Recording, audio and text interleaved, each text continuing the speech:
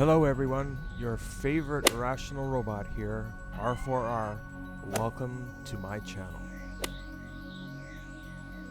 Today's reason, the Shroud of Turin scam and the implications of confirmation bias.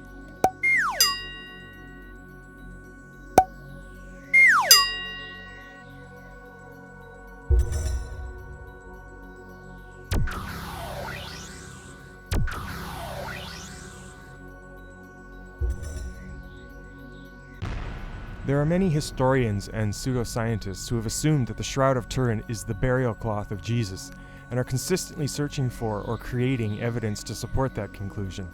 This is despite a definitive dating process that placed the age of the cloth between 1260 and 1390 CE, precisely during the time that it first appeared in history, and concurrent with the time that thousands of fake holy relics, including over 40 other authentic shrouds of Jesus, were being made and sold.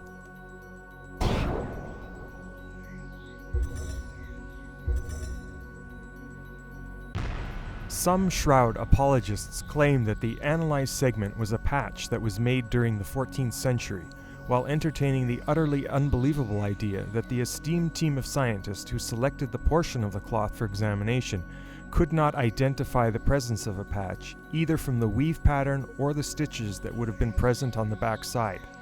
The Vatican gave the final approval for the selection, and, clearly hoping that the science would support the authenticity of the shroud, they would have been very concerned about picking a patched area that would have returned a date inconsistent with Jesus' death.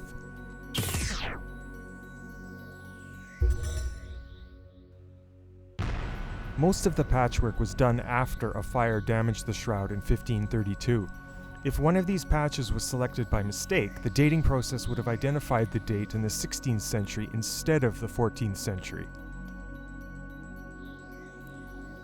To counter this evidence, shroud apologists are now claiming that the patch was invisible on both sides of the cloth, but they fail to explain why this highly skilled patching technique was not used 2 centuries later after the fire.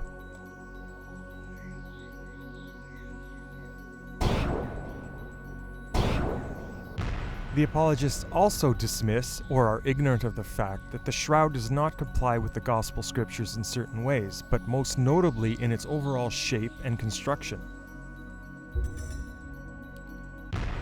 Taking Jesus' body, the two of them wrapped it with the spices in strips of linen. This was in accordance with Jewish burial customs, John 19:40. So Peter reached the tomb first. He bent over and looked in at the strips of linen lying there but did not go in. Then Simon Peter went into the tomb. He saw the strips of linen lying there, as well as the burial cloth that had been around Jesus' head. The cloth was folded up by itself, separate from the linen. John 20:3-7. Peter, however, got up and ran to the tomb. Bending over, he saw the strips of linen lying by themselves. Luke 24:12.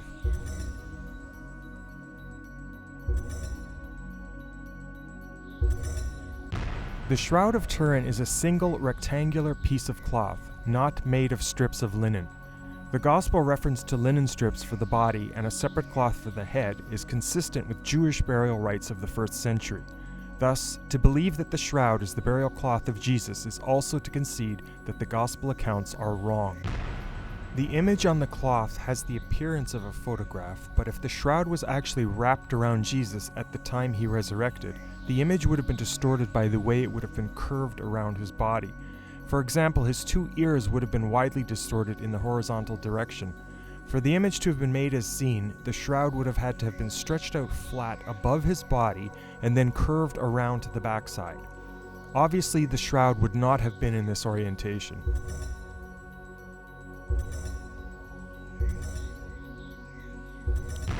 Additionally, no examples of the shroud linen's complex herringbone twill weave date from the 1st century.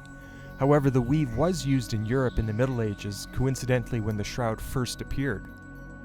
Other problems exist with the figure on the shroud. His front is 2 inches taller than his back, and he exhibits elongated limbs, indicating that he would have been afflicted with gigantism if he had been an actual person. Also, pigments and paints widely used in Italy during the Middle Ages have been found on the shroud, used to mimic dried blood.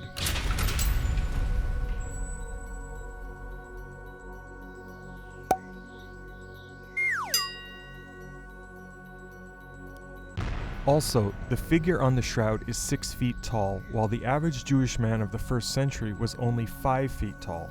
It is highly unlikely that Jesus was a foot taller than the average man of his time. An objective and more complete analysis of the Shroud of Turin is available in the specific websites in the description, in sillybeliefs.com, in whyevolutionIstrue.wordpress.com.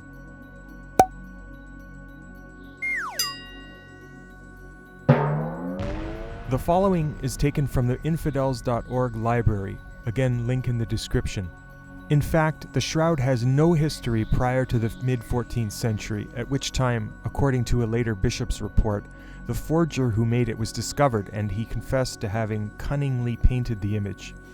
Obvious problems with the image include hair that hangs as for a standing rather than recumbent figure, blood flows that are unrealistically picture-like, and suspiciously still red, unlike real blood that blackens over time, and the unnatural elongation of the figure, resembling those in Gothic art. Blind microscopic analyses show significant traces of paint pigment on image areas, thus proving the pigment red ochre was a component of the image.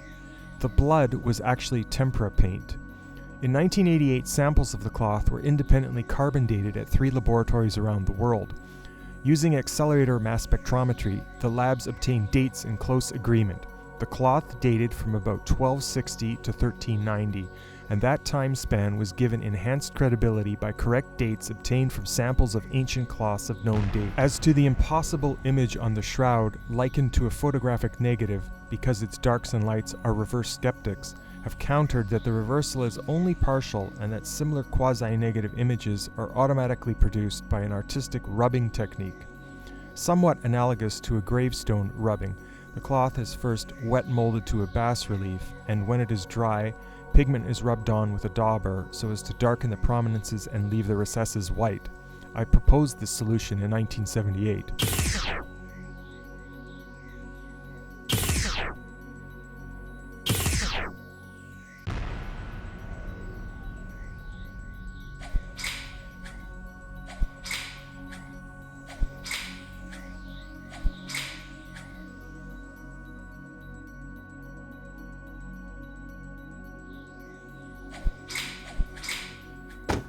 What is occurring with the Shroud of Turin is also happening with other relics, supposed miracles, and other matters that Christianity has promoted as fact by consistently using confirmation bias, the act of placing the conclusion before the research, as the means of determining truth.